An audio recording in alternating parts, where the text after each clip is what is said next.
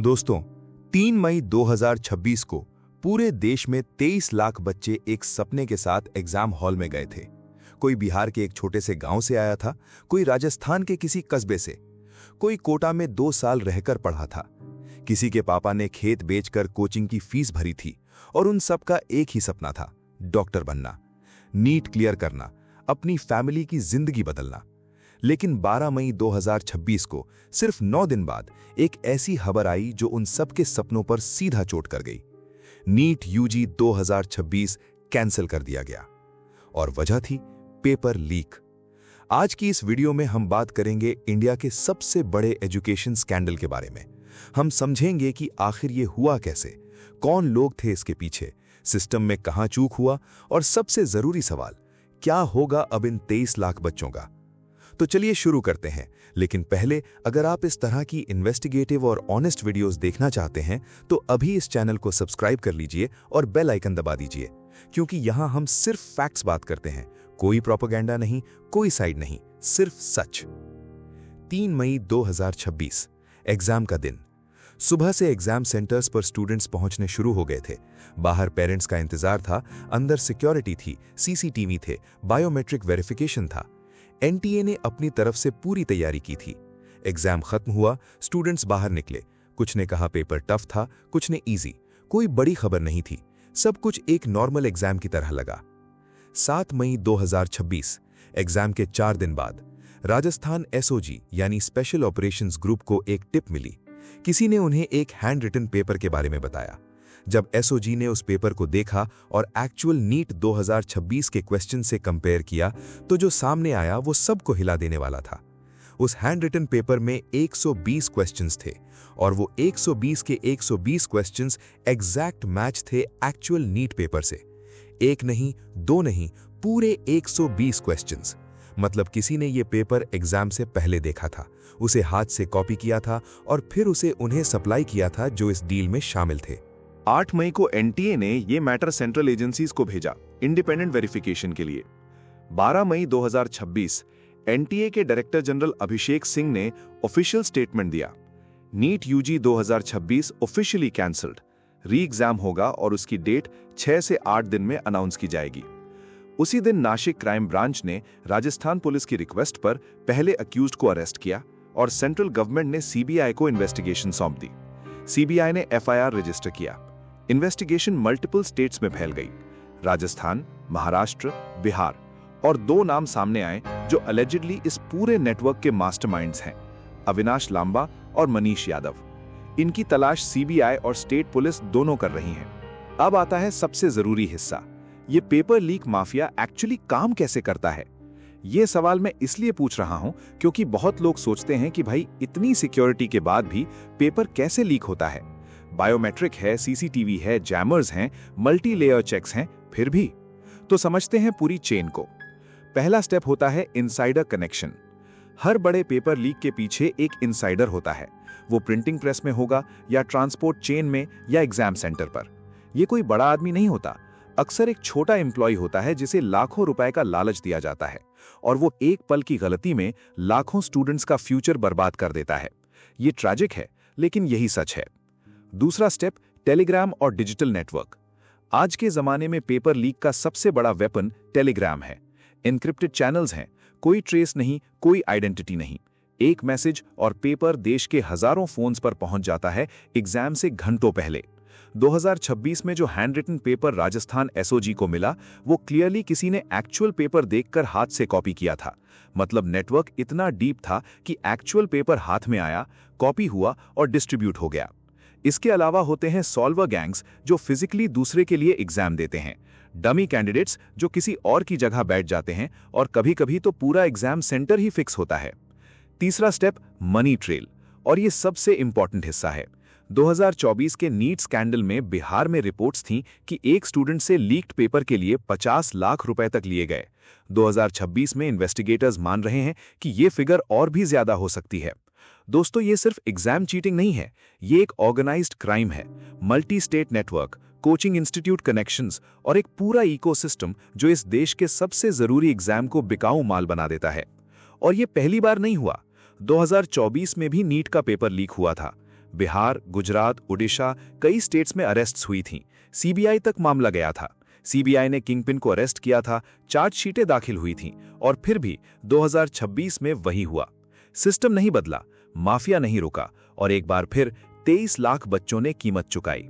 अगर आप इस वीडियो को यहाँ तक देख रहे हैं तो प्लीज इस वीडियो को लाइक कर दीजिए। इससे बहुत मदद मिलती है इस तरह की स्टोरीज ज्यादा लोगों तक पहुंचने में। और अगर सब्सक्राइब नहीं किया तो अभी कर लीजिए। अब बात करते हैं उन बच्चों की जिनकी वजह से ये पूरी डिस्कशन हो रही है। एक बार इमेजिन कीजिए, आपने 2 साल 3 साल अपना सब कुछ दे दिया। कोई वेकेशन नहीं, कोई बर्थडे ठीक से नहीं मनाई, दोस्त थे पर मिलना बंद था, सोशल मीडिया डिलीट कर दिया था, रोज सुबह 6 बजे उठना और रात के 1 बजे सोना, सिर्फ एक गोल, नीट। 3 मई को एग्जाम दिया, बाहर आए, अच्छा फील हुआ, घर पहुंचे, माँ को गले लगा लिया। पापा ने पूछा कैसा था, आपने कहा ठीक गया पापा। रात को पहली बार चैन की नींद आई।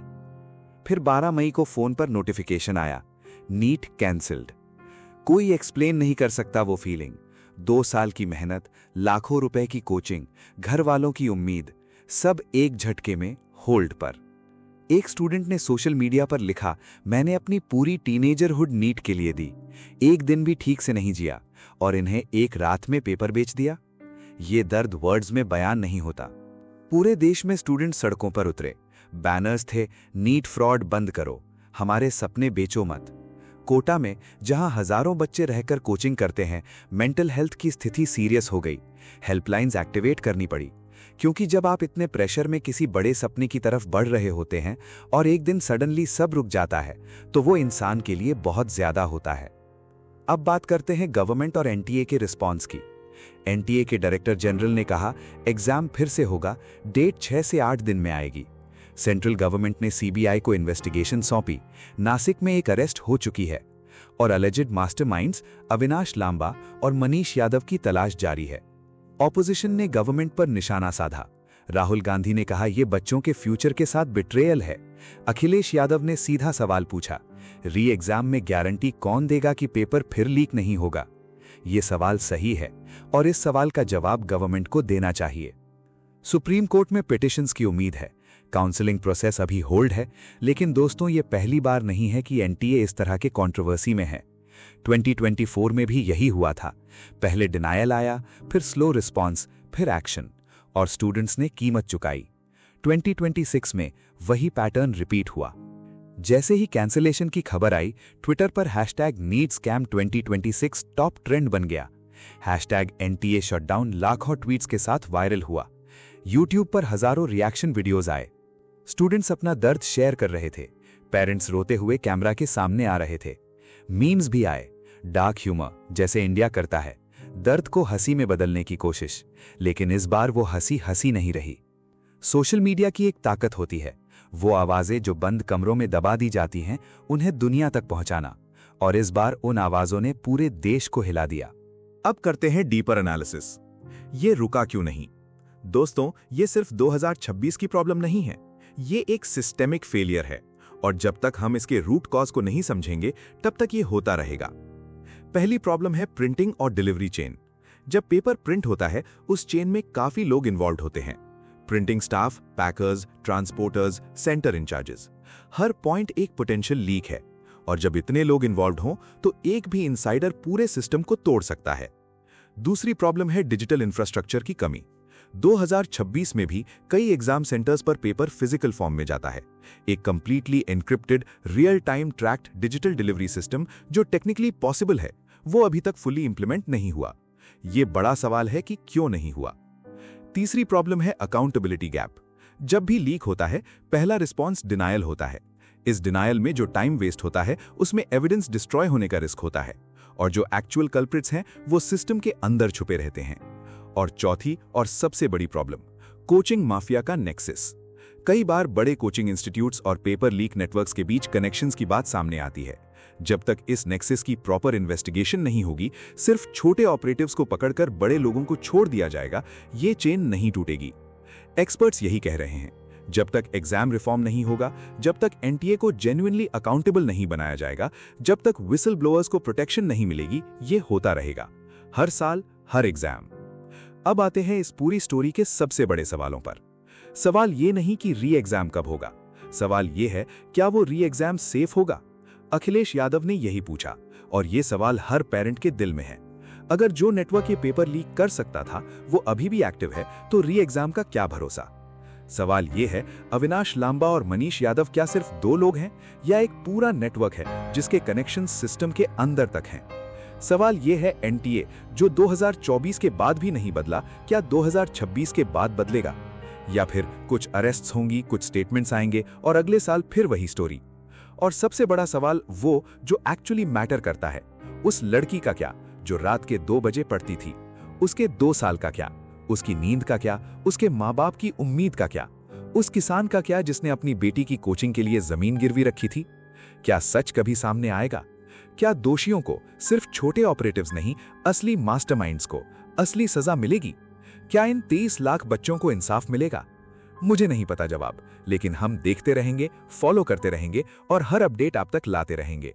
कमेंट कीजिए आप क्या सोचते हैं। क्या एनटीए को रिफॉर्म होना चाहिए या बंद होना चाहिए? क्या नीट सिस्टम को कंप्लीटली बदलने की जरूरत है? आपकी राय मैटर करती है। अगर आप सच्चाई को सपोर्ट करते हैं, लाइक कीजिए, सब्सक्राइब कीजिए, शेयर कीजिए, क्योंकि जब तक हम बोलते रहेंगे, सच दबाया नहीं जा सकता।